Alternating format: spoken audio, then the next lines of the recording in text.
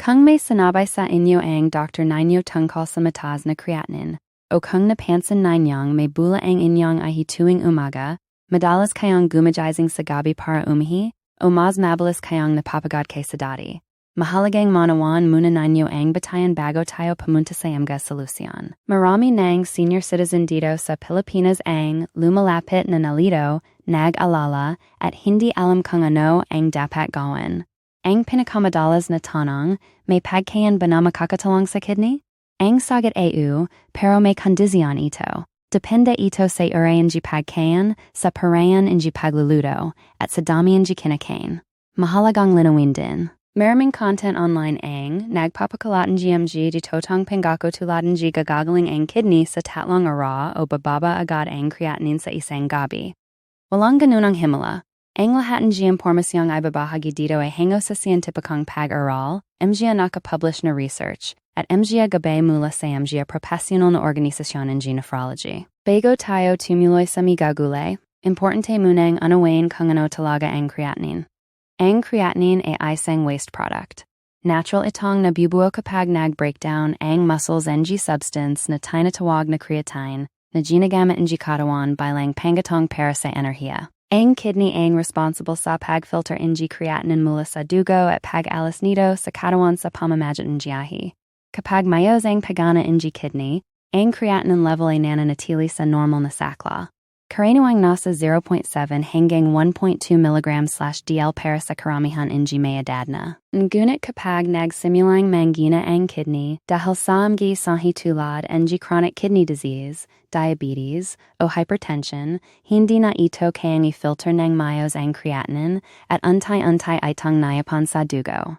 Ang pagtaas ng creatinine sa resulta ng lab ay isang senyals. Ibig sabihin, kailangan ng kidney ang suporta. Ito ang dahilan kung bakit mahalaga ang tamang pagkain at lifestyle changes. Sa mga susunod na bahagi, tatalakayin natin ang limang particular na gulay na sinusuportahan ng clinical evidence bilang makakatulong sa function ng kidney. Ang purple cabbage, cauliflower, bawang, red bell pepper, at asparagus. Bawat isa ay may kani-kaniyang benepisyo. Mula sa pagbaba ng potassium at phosphorus content, hanggang sa antioxidant at anti-inflammatory properties na tumutulong protektahan ang mga nephron, ang maliliit na filtering units sa loob ng kidney. Mahalaga ring tandaan na ang tamang paraan ng pagluluto ay may malaking epekto sa halaga ng nutrisyon na natatanggap ninyo mula sa mga gulay na ito. Maging ang pinaka-healthy na gulay ay maaaring mawalan ng malaking bahagi ng benepisyo nito kung hindi tama ang pagluluto. Halimbawa, sobrang pagluto ay maaaring magbawas ng malaki sa antioxidant content. Sa mga susunod na bahagi, ay papaliwanag din natin kung paano dapat ihanda ang bawat gulay upang mapanatili ang pinakamataas na benepisyo nito, gaano karaming beses ito dapat kainin kada linggo, at kung anong mga babala ang dapat isalang-alang lalo na para sa mga taong umiinom na ang gamado na sa mas advanced na stage ng kidney disease. Tandaan. Ang layunin ng impormasyon ito ay hindi upang palitan ang payo ng inyong doktor o renal nutritionist. Kundi upang bigyan kayo ng melana at makatotohanan ng kalaman na maaaring ninyong pag-usapan kasama ang inyong healthcare provider bago gumawa ng malaking pagbabago sa dieta. Ang anong gulay na tatalakayin natin ang purple cabbage o repolyong laylay-layla. Ito ay isang gulay na bahira mapag-usapan pagdating sa kalusugan ng kidney, kahit isa ito sa pinaka-kidney-friendly na gulay na makikita sa palengke at mura pa ito. Tatlo ang pangunahing dahilan kung bakit kapaki-pakinabang ang purple cabbage para sa kidney. Una, ito ay napakababa sa potassium. Mahalaga ito para sa mga taong may chronic kidney disease dahil ang mahihinang kidney ay nahihirapang i-excrete ang labas na potassium sa katawan. Ang mataas na potassium sa dugo, tinatawag na hyperkalemia, ay mayroong magdulo ng kahinan, irregularidad sa tibok ng puso, at sa matinding kaso ay mayroong maging seryoso. Ang purple cabbage ay mayroon lamang mababang antas ng potassium kada kalahating tasa. Pangalawa, mababa rin ang phosphorus content nito. Kapag humihina ang kidney, nahihirapan din ay tangalisan ang phosphorus sa dugo. Ang mataas na phosphorus ay untay-unting kumukuhan ng calcium mula sa buto na nagpapahina rito at nagpapatigas din ng mga blood vessel. Isa sa mga dahilan kung bakit mas mataas ang panganib ng cardiovascular problems sa mga taong may kidney disease. Pangatlo, at ito ang pinakakapansin-pansin. Ang purple cabbage ay mayaman sa anthocyanins. Ang natural na pigment na nagbibigay dito ng deep purple na kulay. Ang anthocyanins ay kilalang powerful anti-inflammatory compound. May ka-publish na pag-aral na nagpapakita na ang inflammation ay may malaking papils progression in chronic kidney disease. Ang anthocyanins ay tumutulong pabagalan ang inflammatory process na ito. Hindi nito may babalik ang nasarang bahagi, ngunit makakatulong ito na bawasan ang future damage, na mahalaga para sa pangmatagalang kalusugan ng kidney. Isang karaniwang pagkakamali na madalas nakikita sa mga pasyente ang sobrang pagluluto ng purple cabbage hanggang sa sobrang lambat. Hindi ito ideal, dahil malaki ang nawawalang anthocyanin content kapag sobra ang pagluluto. Ang pinakamainam na paraan ay kainin itong halabaylang salad o steamed ng bahagya. Mga dalawa hanggang apat na minuto lamang. Kapag ang kulay nito ay nagbago mula purple patungang grayish-blue, senyals ito na sobra na ang pagluluto. Ang pangalawang gulay ay ang cauliflower o cauliflower. Marami ang nagdadalawang isip dito dahil sa karaniwang tingin na ito ay walang ganang lasa, ngunit ang halaga nito sa kidney health ay mas malalim kaysa inasahan. Tulad ng purple cabbage, ang cauliflower ay mababa rin sa potassium at phosphorus. Ang kalahating tasan lutong cauliflower ay may mababang antas ng perhong mineral, kabilang sa pinakamababa sa anumang gulay. Kaya naman inalista ito ng mga proporsyonal na organisasyon ng nephrology bilang ay isang kidney-friendly na pagkain sa kanilang dietary guidelines para sa mga pasyenteng may chronic kidney disease. Bawat konting pagbawas sa potassium at phosphorus sa dieta ay nagbibigay sa kidney ng konting puwang para gumana ng mas magaan. Pangalawa, ang cauliflower ay mayroong grupo ng mga compound na tinatawag na glucosinolates na nahahati sa katawan patungo sa indoles at isothiocyanates. Ang mga compound na ito ay pinag-aaralan dahil sa kakayahan nitong bawasan ang oxidative stress. Isang proseso na sumasira sa maliliit na filtering unit sa loob ng kidney na tinatawag na nephron. Kapag nasira na ang isang nephron ng lubusan, hindi na ito muling nag-regenerate. Ang kidney ay isa sa ilang organ sa katawan na hindi na kayang bumumulin mga functional unit nito, kaya naman mahalaga ang pagprotekta sa natitirang mga nephron mula sa oxidative damage. Pangatlo, ang cauliflower ay makabuluhang pinagmumulan ng choline, isang nutrient na katulad ng B vitamins. May mga umusbong na pag-aral na nagsasabing may papel ang choline sa pagbawas ng urinary protein excretion, o mas kilala bilang proteinuria. Ang sanhin foamy urine na naranasan na marahil ng sa inyo. Ang proteinuria ay hindi lamang isang sintomas.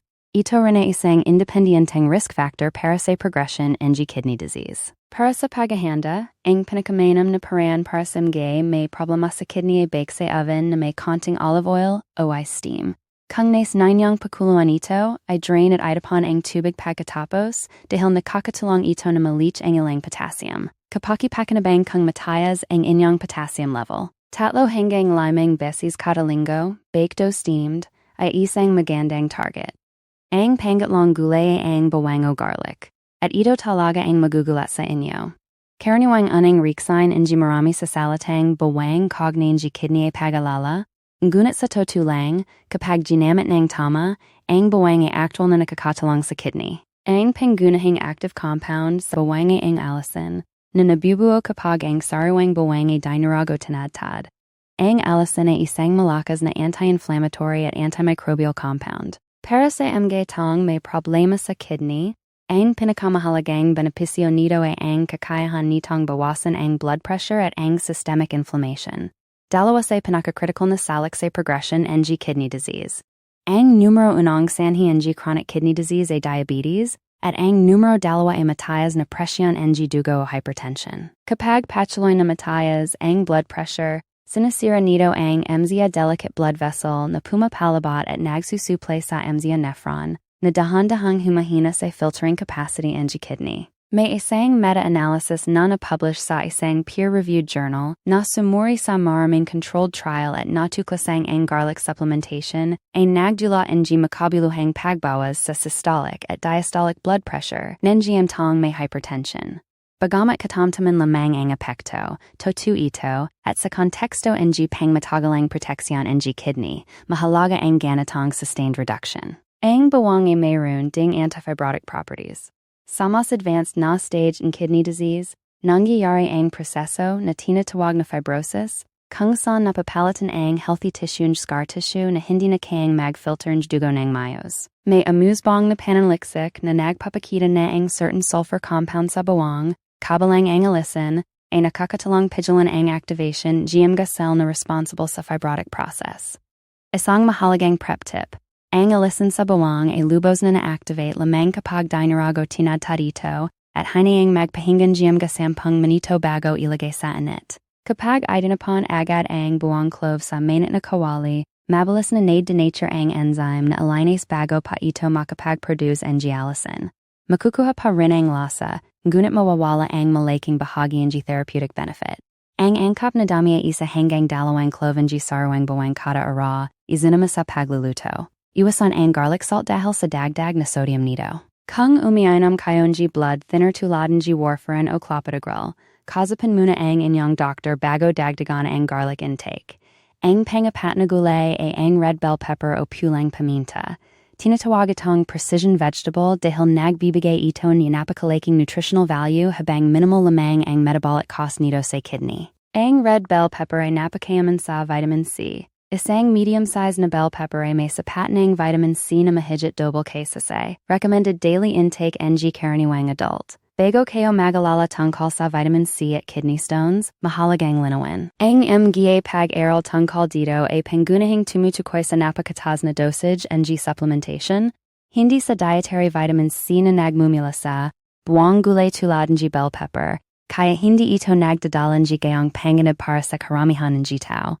Bakit mahalaga ang vitamin C para sa kidney? Ang kidney ay napapalabutan ng mga blood vessel na madaling masira ng oxidative damage. Ang pinsalang dulot ng free radical sa katawan. Ang vitamin C ay isa sa pinakapotent na water-soluble antioxidant sa human nutrition. Nino-neutralize nito ang free radicals, pinoprotektahan ang endothelial cells na naglalinya sa mga blood vessel, at sinusuportahan ang structural integrity ng kidney tissue. Para sa paghahanda, ang hala na red bell pepper ang may pinakamatas na vitamin C content, dahil ang vitamin C ay sensitibo sa init at nababawasan kapag naluto. Ang hiniwang hala na red bell pepper ay mayroong kanin bilang merienda o ay dagdag sa salad, mas superior ito sa nutrisyon kaysa iniha. Kung mas gusto, ninyong lutuin ito. Gumamit ng mabilis at matayas na init na paran tulad ng pagsate sa lublamang ng dalawa hanggang 3 minuto. Para sa pinakamahusay na preservation ng nutrients, ang target ay kalahati hanggang isang buwang red bell pepper kada araw. Karaniwang malasa ang red bell pepper kaya madaling matangkilikan ito kahit mga hindi ganong mahilig sa gulay o mga tong nagbago ang panlasa dahil sa gamot o edad. Ang ikalimang gulay ay ang asparagus na may medyo komplikadong reputasyon. Karamihan ay alam na nagpapaiba ito ng amoy ng ihi at may narinig na ito ay diuretic. Kaya nagtataka kung ligtas ba ito para sa kidney. Ang asparagus ay may banayad na diuretic property dahil sa compound na tinatawag na asparagine. Para sa mga pasyenteng nag-retain ng fluid, may edema, namamagang bintay o bukong-bukong, o mataas na blood pressure na kaugnay ng fluid overload. Ang banayad na natural na diuretic ay Maaaring Makatulong. Ngunit hindi ito kapareho ng prescription diuretic tulad ng furosemide at hindi ito dapat pumilit sa gamot na inireseta ng doktor. Kung uminom kayo ng potassium-sparing diuretic tulad ng spironolactone o kung mataas na ang potassium ninyo, kasapin muna ang doktor bago dagdagan ang asparagus intake. Ang asparagus ay mayroon ding glutathione, isa sa pinakapotent na antioxidant na ginagawa ng katawan, at kakanti lamang ang dietary source nito na preformed. Ibig sabihin, makabaluhang halaga ang na-absorb mula sa pagkain. Ang glutathione ay nakakatulong protektahan ang kidney cells mula sa toxin-induced damage. Pangatlo, ang asparagus ay pinagmumulan ng folate o vitamin B9 na sumusuporta sa production ng red blood cells. Mahalaga dahil ang anemia ay isa sa pinakakaraniwang komplikasyon ng chronic kidney disease.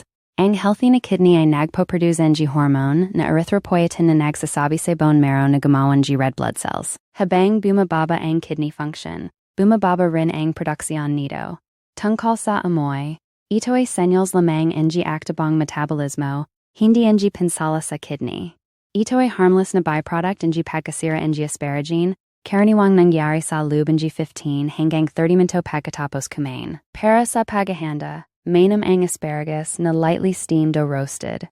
Banlawan, Puchilin ang madigas na dulo, lagyan inji konting olive oil at bawang, at iros sa 200 degrees Celsius nang 10 hanggang 15 minito. Target, 90 hanggang 120 gramo, tatlo hanggang apat na basis kada linggo, para sa karamihan na may elevated creatinine o early to moderate CKD. Kung nasa stage 405 na kayo, makapagtulungan sa renal nutritionist dahil mas precise ang potassium management sa mika stage na ito.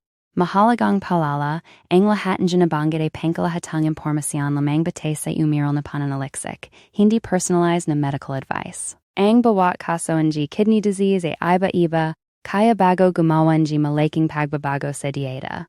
Lalo na kung kayo ay nasa mas advanced na stage o umianom ng particular na gamot.